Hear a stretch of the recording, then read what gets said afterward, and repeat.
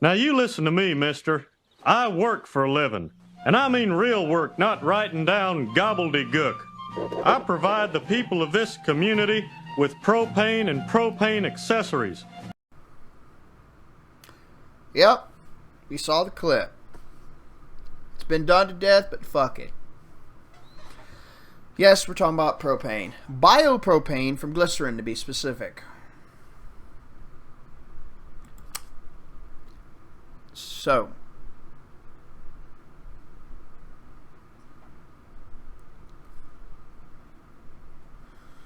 now in episode 3, when I did film that some time back,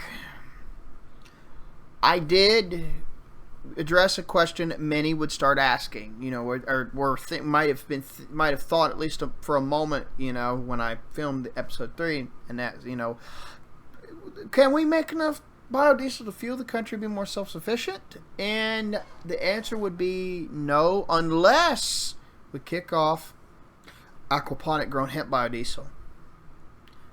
Have every portion of mustard seeds that are sold to make, say, things like ground mustard, mustard sauces, spice blends, and all that, or at least part of those pressed to their oil.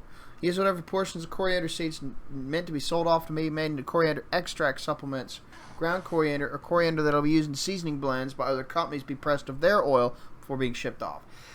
Waste animal fats of all kinds to be used. All spent coffee grounds from brewing coffee to be used to make biodiesel. And then another one I will add here and now, microalgae biodiesel. In fact, there's a book you could probably buy on it. Now, for those of you who are fucking not going to pay as much, I'm not going to tell you how I found it, but I unintentionally found a pirated copy of that book. I will not shill it here. I will not do that because I don't want the fucking, I don't want someone to have the feds after my ass. But I did find it, and I was actually intrigued by the information that pirate showed.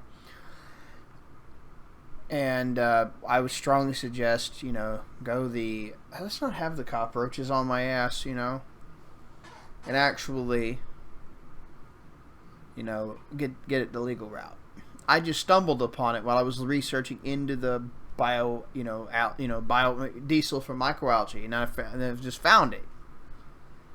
So, and I'm being completely honest when I say this because I found it, and I strongly advocate, though personally, I would advocate you just get the book legitimately from the authors of it. You know, and you know, shows you how to make it in your backyard. If we started upscaling some of that kind of production, and you know, maybe use septic sludge, break up septic sludge as a fertilizer for making microalgae biodiesel, then gasify that after with the solid leftovers with a gasifier, plasma arc gasifier, so you can create the slag that can lock all the toxins in, and it'll never get out in the environment because it'll be a fucking slag used for fucking road repair and construction. Now that would be great. That would be added onto what I said in that list of things in answering that question. It's not a simple yes or no, I'm sorry to say. If we started doing these very things I listed, we could decentralize the production completely, as well as, you know, a type of electrical power source I would strongly suggest considering. We could get there all the faster and make it, you know, more probable. Having domestic mining and recycling instead of outsourcing it through politicking and shit, and getting our domestic mass production capabilities back to where they used to be, and scale them and then bolster them up like we could because we're, you know, like we are fully capable of doing, but it's politicked against by some neocons and the left. And the paleocons, the best they got is advocating tariffs to incentivize it because they're retards about economics. And I'm not taking that back because I'm not sorry. So, and you know, using some of the ethanol the way I described in the previous episode of this Clean the Earth Market Style series, and either use it 50-50 with methanol or butanol, would absolutely increase the substrate will have a higher chemical potential in it that can be turned into more energy, and that also is huge. It'll allow much greener footprints for a much higher profit and purchasing power with currencies and monies in a way that makes fucking sense too. You know, all the corn oil, the soybean oil, the grapeseed oil, the cottonseed oil, the peanut oil, the GMO and extreme highly processed canola oil, the polyunsaturated fat safflower oil, the polyunsaturated fat sunflower oil, the rice bran oil, the wheat germ oil. Most, damn near all nuts and seed oils ideally be yanked off the food shelves and be made into biodiesel and potentially bio engine oil, bio-based motor oil. And the only ones that can be held exemptions from this are like certain highly monounsaturated fat oils, as long as they're non-GMO, they're glyphosate free, they're cold pressed or expeller pressed or stone pressed. You know, like a non-GMO canola, an almond, a pecan. You know, and if you pair it with lard or beef fat in Asian cooking, sesame oil in small portions, of course. And being these kind of exceptions, and then and then the saturated fat types because they're more stable, they're able to be cooked with.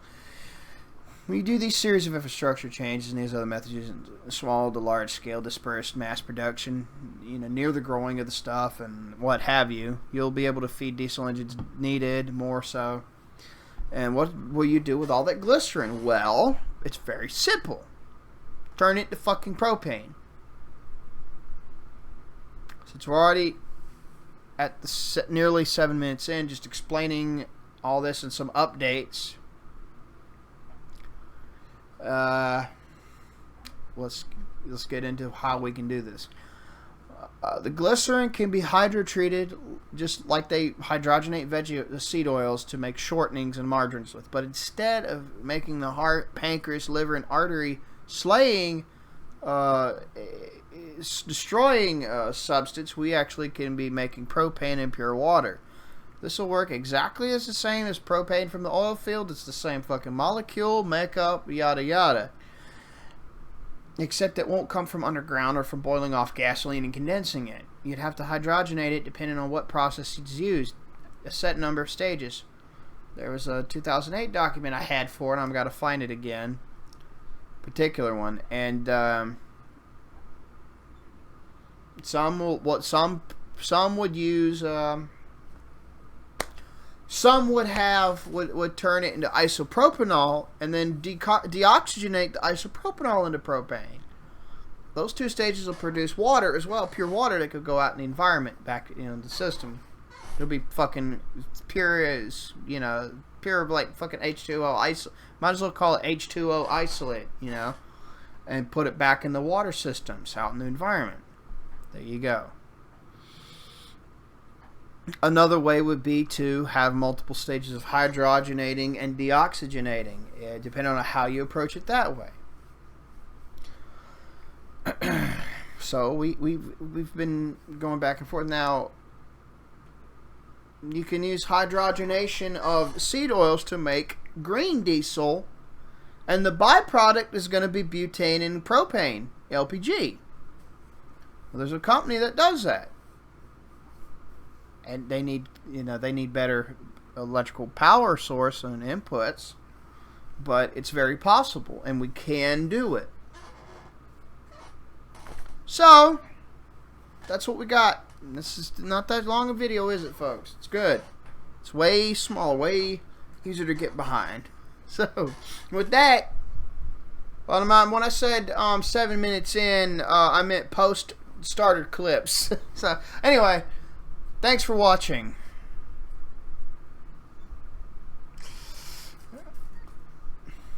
That's all I got to say. Take care.